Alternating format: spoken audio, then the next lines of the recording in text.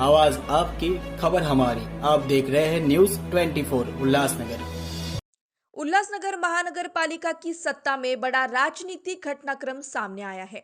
मनपा चुनाव में अलग अलग लड़ी भाजपा और शिवसेना में अब महापौर उपमहापौर पद के लिए युति कर ली है।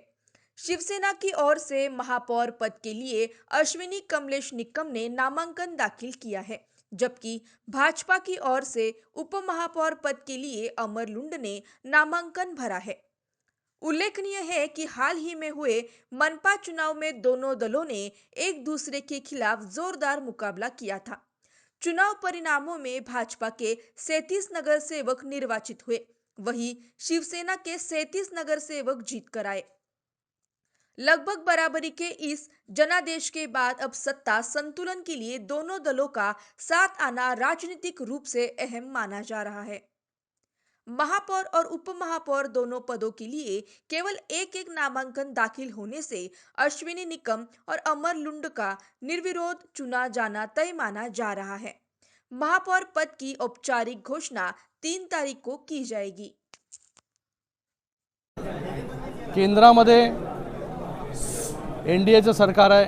माननीय या देशाचे यशस्वी प्रधानमंत्री नरेंद्र मोदीजींच्या नेतृत्वाखाली या देशामध्ये NDAचं सरकार, त्याचबरोबर राज्यामध्ये देखील महायुतीचं सरकार, माननीय मुख्यमंत्री देवेंद्र फडणवीस साहेब असतील, उपमुख्यमंत्री एकनाथजी शिंदे साहेब असतील, त्याचबरोबर या उल्हासनगर महानगरपालिकेमध्ये सुद्धा महायुतीचंच सरकार जे आहे, सत्ता जी आहे ती बसली पाहिजे, ही इच्छा जी आहे प्रत्येक कार्यकर्त्याची होती।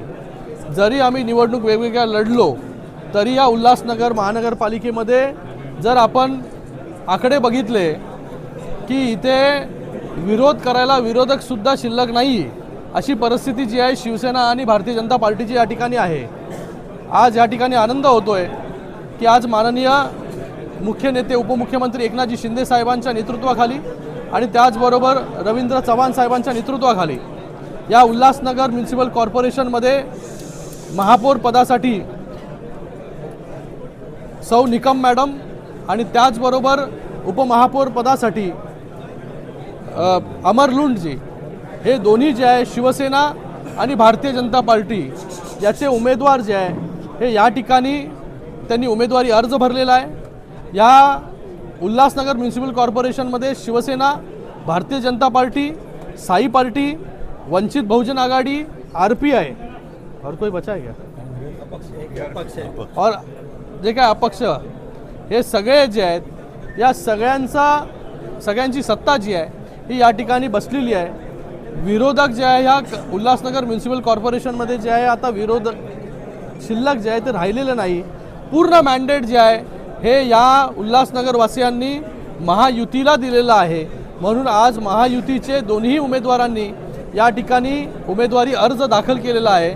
येणाऱ्या 3 तारखेला या उल्हासनगर म्युनिसिपल कॉर्पोरेशनमध्ये शिवसेनेचा महापौर बसेल आणि त्याचबरोबर भारतीय जनता पार्टीचा उपमहापौर या ठिकाणी बसेल आणि भविष्यामध्ये चांगलं काम या उल्हासनगर म्युनिसिपल कॉर्पोरेशनमध्ये ही दोन्ही मंडळी आणि त्याचबरोबर सगळे नगरसेवक जे आहे हे या ठिकाणी मिळून करतील। आता बघा, महापौर शिवसेनेचा झालेला आहे, उपमहापौर भारतीय जनता पार्टीचा झालेला आहे। वरिष्ठ नेते शिंदे साहेब असतील किंवा प्रदेश अध्यक्ष रवींद्र चव्हाण जे असतील, हे दोघं जे आहे हे किती वर्ष कोणाचा महापौर होईल, कुठल्या कमिटीज कोणाला मिळतील, या सगळ्या गोष्टी ज्या आहेत हे वरिष्ठ मंडळी त्या ठिकाणी ठरवतील। पण या ठिकाणी कोणाला किती वर्ष मिळेल त्यापेक्षा महायुती एकत्र मिळून काम करेल या शहराच्या डेव्हलपमेंटसाठी, हे महत्त्वाचं आहे। निकमताई ने महापौर पद का नॉमिनेशन फॉर्म भरा और साथ ही में मैं अमर लुंड, मैंने उपमहापौर का नॉमिनेशन फॉर्म भरा है। लगभग ऐसा लग रहा है कि बिन विरोध चुनने की सिचुएशन आ गई है। तो मैं हमारे वरिष्ठ नेताओं को, हमारे प्रदेश अध्यक्ष रविंद्र चौहान साहब और हमारे आदरणीय खासदार डॉक्टर श्रीकांत शिंदे साहब, इन दोनों का विशेष तौर पर आभार प्रकट करता हूं। दोनों ने ही जो एक अच्छा निर्णय लिया, महायुति के को जोड़ के वापस एक महायुति की सरकार यहाँ पर भी दी और महाराष्ट्र सरकार में भी हमारी महायुति की सरकार है, तो एक तालमेल बहुत अच्छा जमेगा और यहाँ पर जो विकास कार्य रुके हुए थे वो बहुत तेजी से आगे बढ़ेंगे। आज मी अश्विनी कमलेश निकम महापौर पदासाठी नामांकन दाखल केलेलं आहे। माझ्यासोबत अमर लुंड यांनी पण उपमहापौर पदासाठी नामांकन दाखल केलेलं आहे।